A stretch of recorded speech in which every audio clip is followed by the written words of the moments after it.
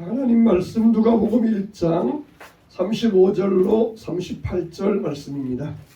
신약성경 87면입니다. 누가복음 1장 35절로 38절 말씀. 자, 우리 한 목소리로 읽겠습니다. 자, 다같이 시작. 천사가 대답하여 이르되 성령이 내게 임하시고 지극히 높으신 이의 능력이 너를 덮으시리니 이러므로 아실 바 거룩한 이는 하나님의 아들이라 일컬어지리라. 보라 내 친족 엘리사벳도 늙어서 아들을 배웠느니라. 원래 임신하지 못한다고 알려진 이가 이미 6달이 되었나니 대자 하나님의 모든 말씀은 능하지 못하심이 없느니라. 마리아가 이르되 주의 여종이오니 말씀대로 내게 이루어지이다 하며 천사가 떠나가니라. 아멘. 따라서 하겠습니다. 우리는 존귀한 하나님의 자녀입니다. 할렐루야. 존귀한 여러분들을 주님의 이름으로 축복합니다. 예수님 오심이라는 말씀의 제목을 가지고 말씀을 전하도록 하겠습니다. 우리가 크리스마스를 보면은 크리스마스 때 보면은 성탄 추리가 있고 또 종 모습에 종이 모습이 있고 또 그리고 빨간색이 주로 성탄의 상징들이 되어 있습니다. 이 상징들의 의미는 이렇습니다. 성탄 추리를 소나무와 같은 상록수로 하는 것은 우리 예수 안에 영원한 생명이 있다. 이걸 상징하고 있어요. 상록수가 사계절 푸른 것처럼 예수님의 생명은 영원히 우리를 푸르게 하신다. 또 우리 여기 있는 것처럼 양초를 켜잖아요. 우리 앞에도 양초가 있는데 양초가 있는 것은 그리스도가 세상을 밝힌다, 그런 의미가 있어요. 또 빨간색은 예수님의 피와 죽음을 상징하고 또 성탄절에 종을 많이 장식하는데 이 종은 또 좋은 소식을, 또 선물은 아기 예수에게 드린 이 동방박사의 선물을 그렇게 상징하고 있습니다. 또 이 산타클로스는 실제적으로 네덜란드에 세인트 니콜라스라고 하는 사람이 있었어요. 원래 이름은 니콜라스인데 이 니콜라스가 한 가난한 가족의 소식을 들었는데 그 가족이 너무 가난해서 아이들이 노예로 팔려간다는 것입니다.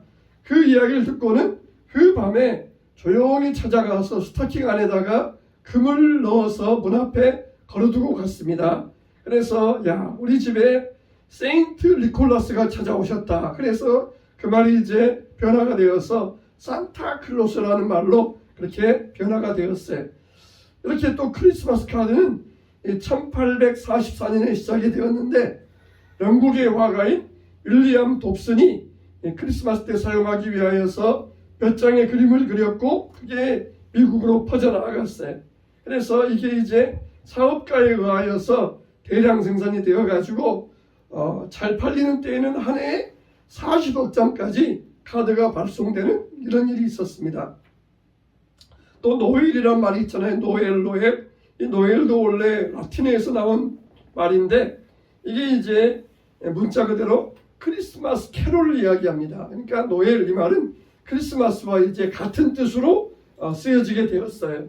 이렇게 크리스마스를 상징하는 여러 이야기가 나오는데 우리가 성경에도 보면은 예수님의 탄생 이야기가 누가복음 1장에 나오고 그리고 마가복음 1장에 나옵니다. 누가복음 1장의 말씀과 마가복음 1장의 말씀은 서로 약간의 차이가 있어요. 이 차이가 있는 것은 그 내용이 달라서 그런 것이 아니라 우리가 이 예수님의 탄생 기사를 여러 가지 측면에서 관점에서 보기 때문에 그렇다는 것입니다. 우리가 오늘 이 누가복음의 말씀을 보면은 이 가브리엘 천사가 마리아를 찾아옵니다. 그리고 마리아에게 잉태 사실을 전해주면서 예수님의 탄생이 시작되게 됩니다. 이 마리아는 자기에게 무슨 일이 일어날 줄 모르고 있다가 천사를 통하여서 하나님께서 하시는 일이 성령의 일이라는 것을 알고 그리고는 기뻐하면서 하나님을 찬양하고 그리고 친족 엘리사벳의 집안을 찾아가서 함께 하나님의 이 축복을 감사하며 나누었던 것입니다. 엘리사벳은 왜 그랬어요? 엘리사벳은 사가랴의 아내인데 엘리사벳은 나이가 굉장히 많았어요. 그래서 아이를 낳지 못할 것이라고 포기하고 있었는데 하나님께서 이 엘리사벳에게 아이를 낳게 하셨던 것입니다. 그러니까 나이가 많은 엘리사벳이 임신하였고 나이가 어린 마리아가 임신하였고 두 아주 차이가 많은 그 엘리사벳과 마리아에게 그 성탄의 날에 임신 소식이 들려왔던 것이에요. 물론 이제 엘리사벳은 세례 요한을 낳고 예수님보다 6개월 먼저 태어났고 그 다음에 마리아가 예수님을 낳게 되었습니다. 자, 그러면 우리가 오늘 이 마리아의 임신 사실을 통하여서 마리아의 잉태 소식을 통하여서 하나님이 우리에게 알려주시는 영적인 교훈은 무엇인가? 우리가 함께 네 가지로 이 말씀을 나누도록 하겠습니다. 첫째로 하나님께서 우리를 찾아오시는 것은 은혜를 주시기 위함이라는 것입니다. 따라서 합시다. 은혜 주시기 위함입니다. 은혜 주시기 위함입니다. 여러분, 우리가 그냥 평범하게 들으면은 맞다, 그럴 것 같다 그러지만은 우리가 조금만 깊이 생각해 보세요. 지금 이때 마리아의 나이가 많아봤자 15살, 더 많아봤자 17살, 어떤 분들은 지금 이때 마리아의 나이가 12살, 13살 그런 정도가 되었을 것이다, 그렇게 추측을 하고 있습니다. 그러니까 그 중간 정도에 우리가 양쪽에 빼고 한다 할지라도 마리아의 나이는 15살 이쪽 저쪽을 넘지 않았을 것이에요. 정말 그 당시에는 조언이 성행했습니다. 12살, 13살, 14살만 되면은 결혼을 해서 아이를 낳던 그런 시절이었어요. 그런데 마리아는 아직 약혼만 하고 남자와 동침하지 아니한 처녀였습니다. 이런 처녀에게 네가 아들을 낳을 것이다, 그렇게 말을 들었다고 생각을 해보세요.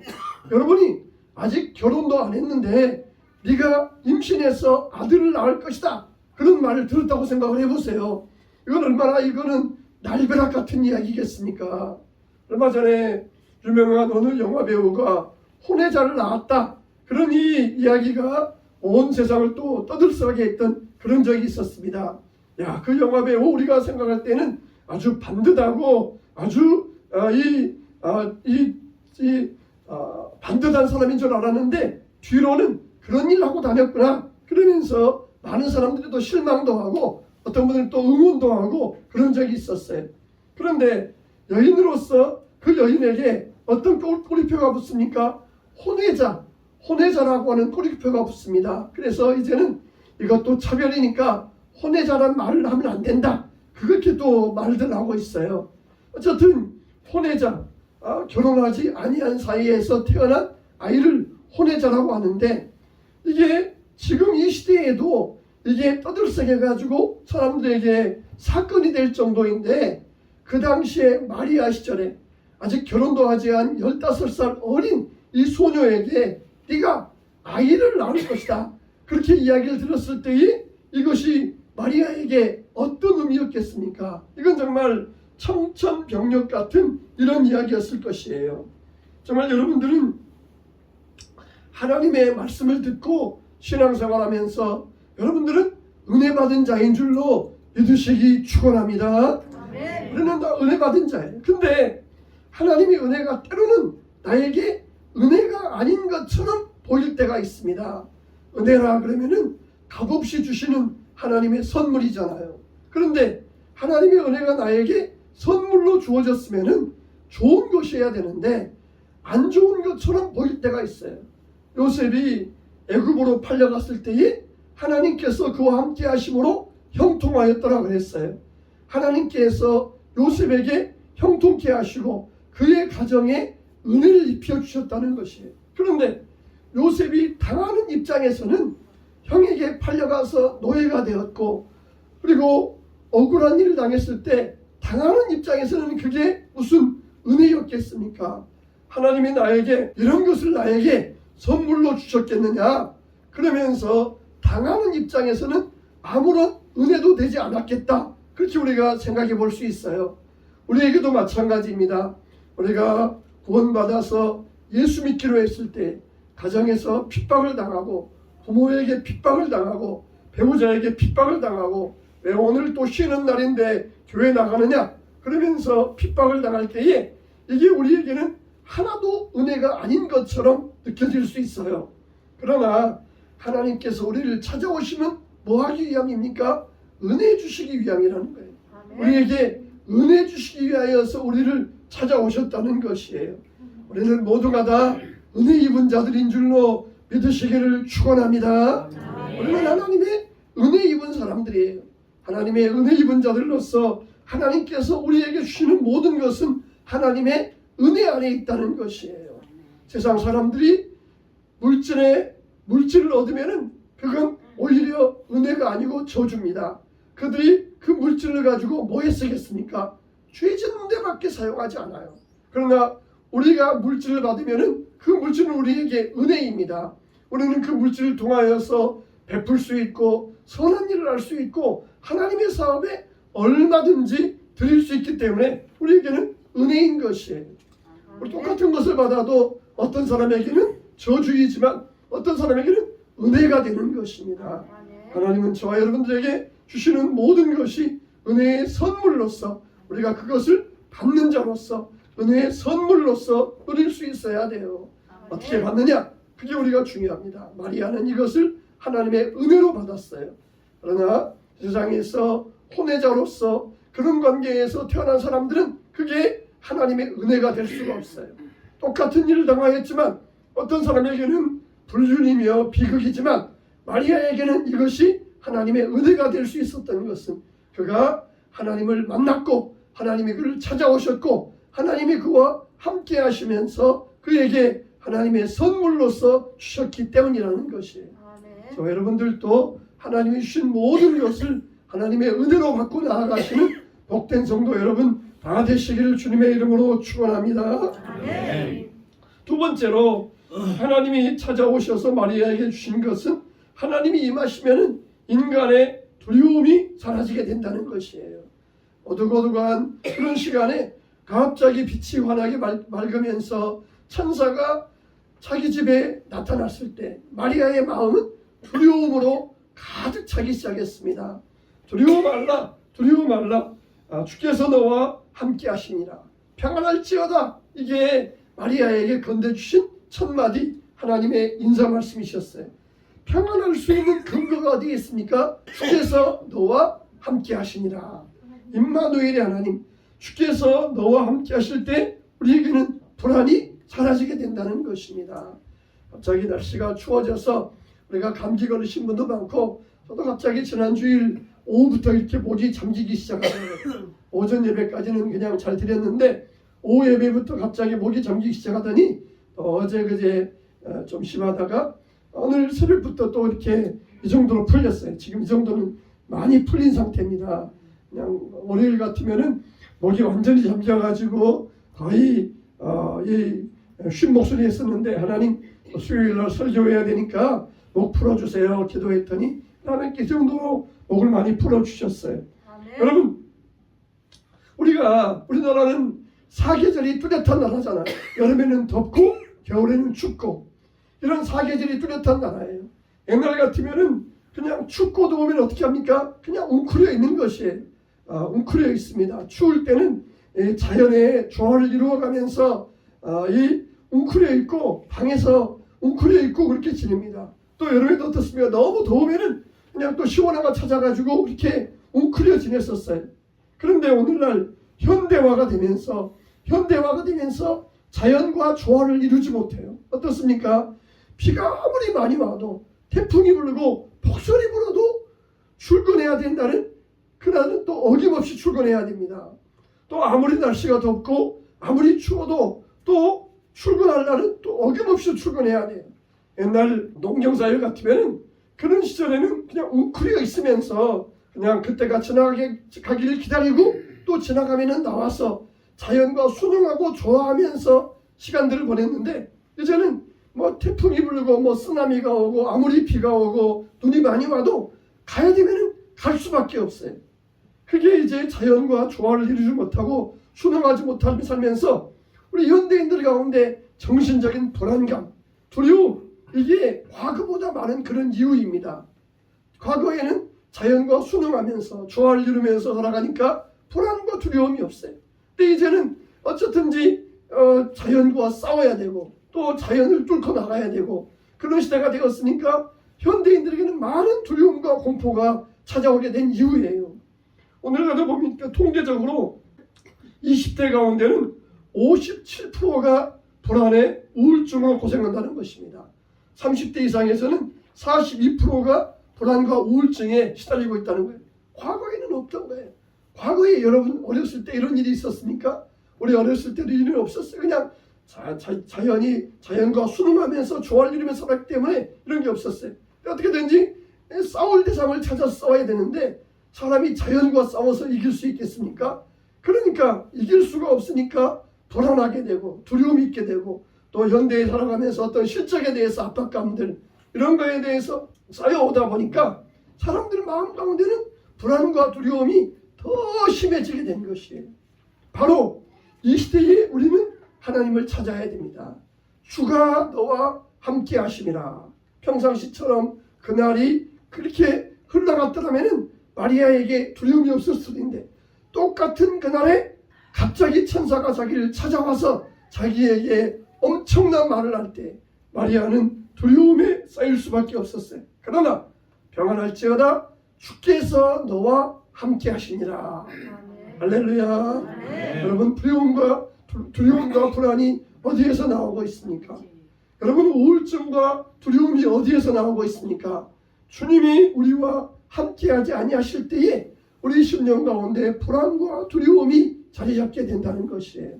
우리 안에 주님이 계실 때 주께서 너와 함께 하시니라. 두려워 말라, 평안하라, 놀라지 말라. 지극히 높은 곳에서는 하나님께 영광이요 땅에서는 하나님이 기뻐하시는 사람들 중에 평화로다. 이렇게 말씀하시면서 하나님이 함께 하실 때에 우리에게 평화가 깃든다는 것을 분명하게 말씀하여 주셨습니다. 이 시간 주님 앞에 나와 사랑하는 성도 여러분, 세상의 어떤 문제 때문에 실적 때문에 어떤 사건을 인하여서 마음의 불안감을 누리고 있습니까? 주님이 함께 하심을 인하여서 참된 평안을 얻게 되시기를 주님의 이름으로 축원합니다. 세 번째, 하나님은 왜 찾아오시느냐? 기적을 행하기 위하여 찾아오신다는 거예요. 보라, 내가 잉태하여 아들을 낳으리니 그 이름을 예수라 하라. 이름을 예수라 하라. 이 예수는 구세주를 의미하는 말씀입니다. 나는 남자를 알지 못하니 어찌 이런 일이 있으리까? 여러분 남자를 알아야 되잖아요. 남자와 동침해야 아이를 낳을 수 있잖아요. 나는 남자를 알지 못합니다. 이 말은 남자와 동침한 적이 없다는 것이에요. 남자와 동침한 적이 없다는 것입니다. 그래서 히브리어 이스라엘 나라에는 이 안다는 말이 나눠져 있어요. 야다가 있고 하칼이 있습니다.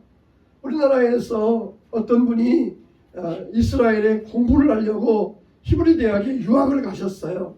그래서 거기에서 이제 히브리어를 배우면서 사람과 대화를 하는데 어떤 자매와 대화를 하면서 A라는 자매와 대화하면서 B라는 자매에 대해서 이야기를 했어요. 그래서 이스라엘 여성의 A라는 자매와 이야기하면서 이분이 이제 아직 히브리어에 능숙하지 못하니까 내가 그 B라는 자매를 야다 알고 있다 그렇게 표현하는 거예요. 그랬더니 대화하던 A라는 자매가 얼굴을 빨갛게 붉히면서 그때는 야다라고 하는 게 아니라 하칼이라고 해야 된다 그렇게 고쳐주더라는 것이에요.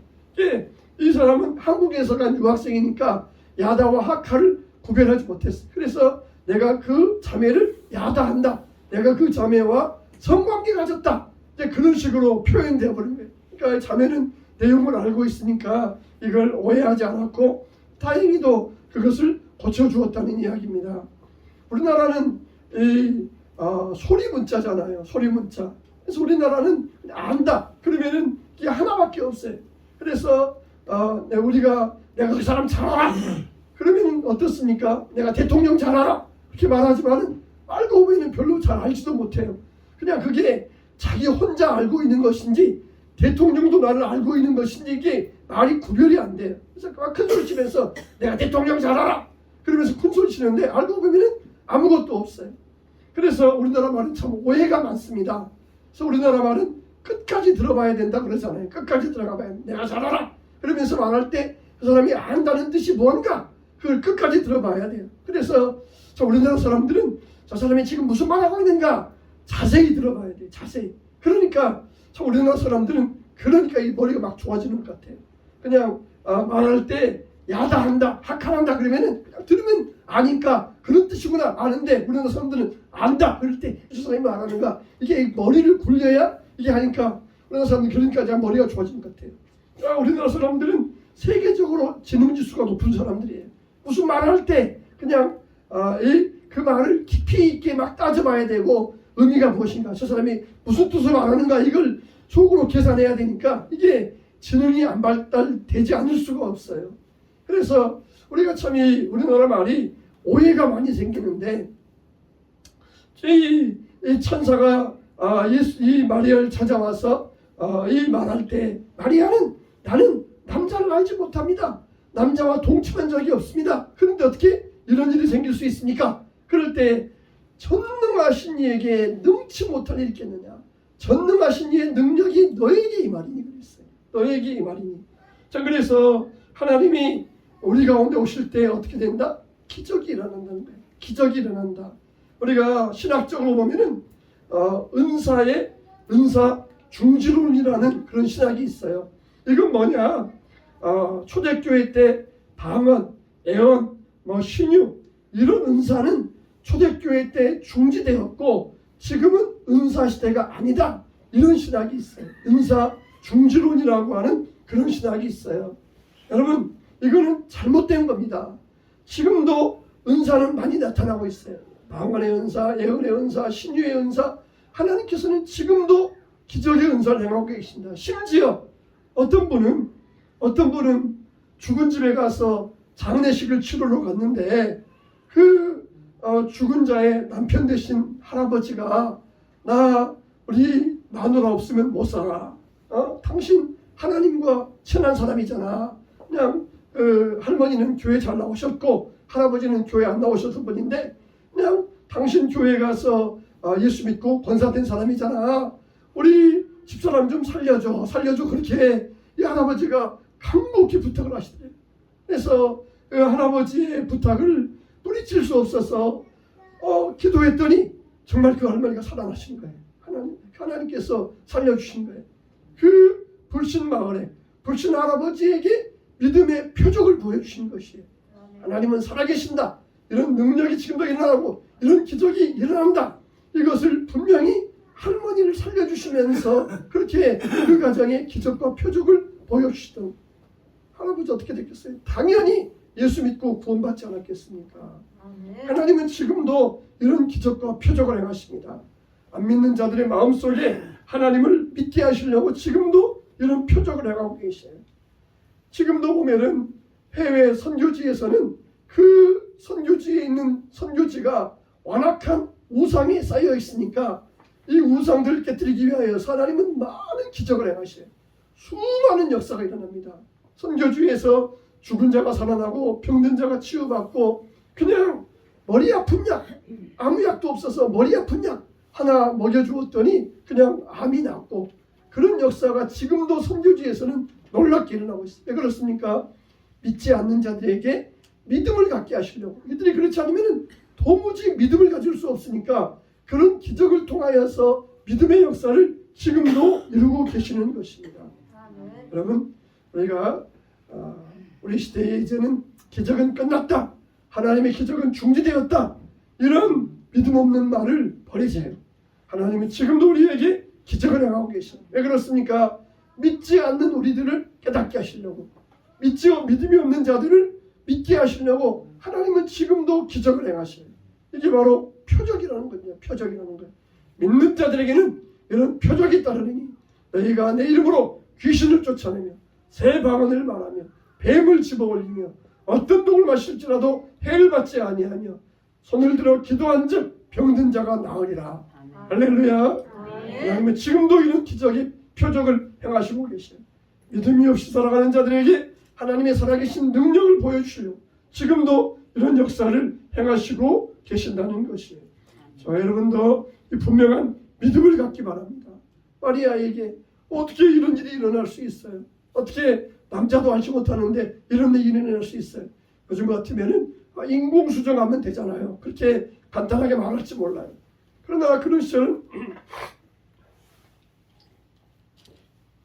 과학의 시절도 아니었고 순수한 때였습니다. 순수한 때에 어찌 이런 일이 있습니까? 전능하신 하나님께서 하고자 할 때 왜 못하시겠느냐? 왜 못하시겠느냐? 우리의 믿음이 이 과학이라는 것에 많이 가려져 있어요. 과학이라는 것에. 그래서 우리가 믿음으로 순수하게 받아들여야 되는데 과학적인 것을 가지고 따지니까 이건 과학적인 원리로 안 될 거야. 그러다 보니까 우리의 믿음의 역사가 일어나지 못하고 있는 것입니다.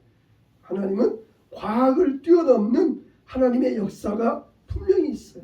과학보다 더 위대하신 하나님의 능력이 있습니다. 하나님께서 우리에게 기적을 행하실 것을 믿고 간구하면서 믿음으로 우리의 기도를 그치지 않게 되시기를 바랍니다. 간구하고 기도하는 자에게 하나님은 이런 기적을 이루어 주셔요.